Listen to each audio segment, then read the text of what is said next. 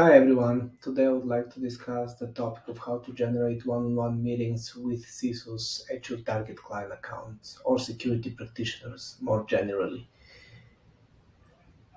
So there are several things that were shared with us via hundreds of meetings we already had between ambassadors and relevant to them, cybersecurity vendors and security practitioners at their target client account. So I'd like to do my best to summarize the main takeaways so that all the cybersecurity vendors can benefit and create a more favorable collaboration environment so that everybody benefits.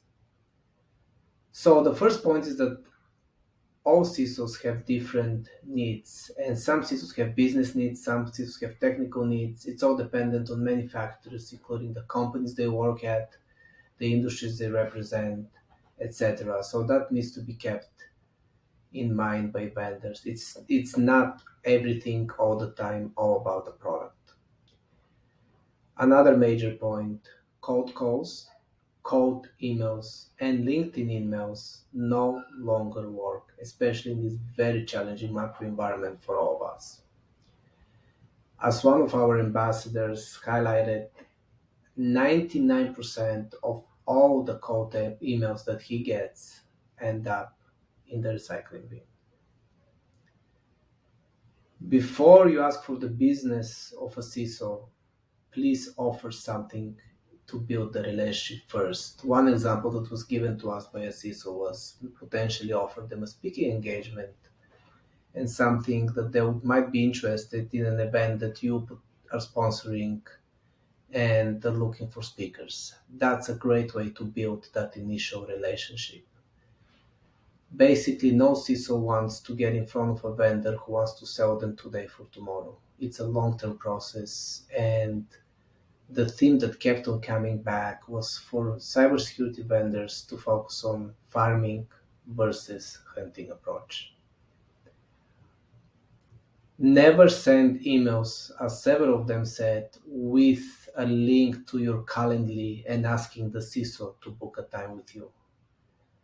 This creates a very bad impression that basically you imply your time is more valuable than that of the CISO. And also you're putting that task on the CISOs already beyond full plate of tasks for that CISO to go in there and to click on Calendly and to book a time, date and time that works for him or her. And by the way, just as general premise here, they would never do it with or without your Calendly link. You need to first build the relationship with that CISO, and only then you're going to get on their calendar, as that was related to us over and over again. You have to do your research about not only the company that they represent, but also their connections and who you know that they might know. It always makes sense to mention that if you're going to do a cold outreach. Although, again, as we said previously, 99% of cases, these cold outreach initiatives do not work. You need to discuss the CISO's needs and dreams versus your own. And that's a very difficult shift in the mindset because for all of us, including myself, we all need to sell to build a business, obviously. But we always have to keep in mind that we should not sell our dreams and needs, but the dreams and needs of our customers.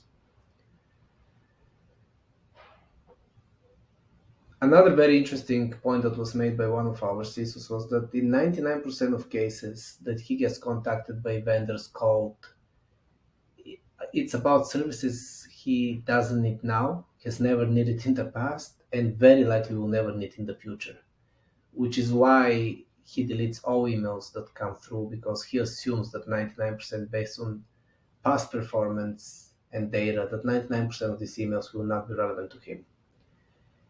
Another one said, and I quote respectfully, your inside team will not get on my calendar.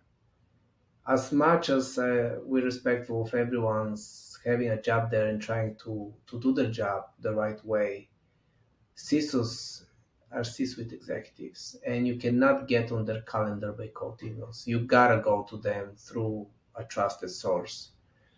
And this is where the two things that were highlighted to work very well, and it's about the only two things that work as marketing channels and go-to-market strategies to get in front of CISOs in one-on-one fashion and generate a one-on-one meeting, is either through regional events, and regional being the keyword here, and not the big events like RSA, Black Hat, etc., which are great for many other reasons and purposes.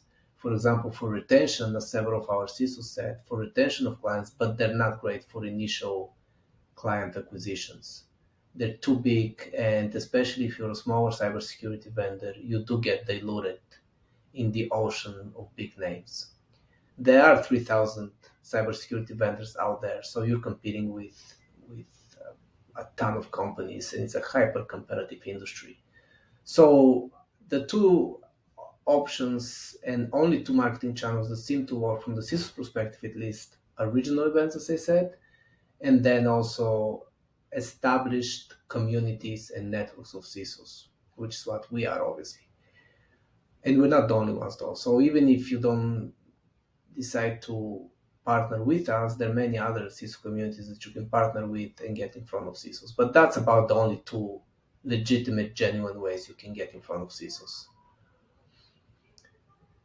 CISOs don't buy whim on a whim. It will be a 3 month to a year process before a CISO actually does the purchase. This is, as we all know, enterprise sales, and those expectations need to be set accordingly. Is not a 1 or 2 week process. So it's very important again to focus on that farming approach versus hunting, and your reputation as a vendor precedes you. The first touch will be remembered. That was emphasized by many CISOs. And the way they actually want to always approach vendors is go to either their communities and networks of CISOs that they trust, like us, or their peers. So individual CISOs that they know they have been in contact with for many years and trust to provide them with valid referrals. So that kind of summarizes what we found out from the hundreds of discussions we had with CISOs and vendors on what actually makes sense. I hope the cybersecurity vendors out there, specifically the marketing and sales professionals, take this information to heart and think about how they can potentially adjust their marketing and sales process going forward. But ultimately, our mission at Execweb is to fix what we feel is a very broken and inefficient collaboration between security practitioners and relevant security vendors. And that's why we exist. So I hope you found this helpful, and I'm going to try to come up with another one of those videos in the foreseeable future. Thank you very much.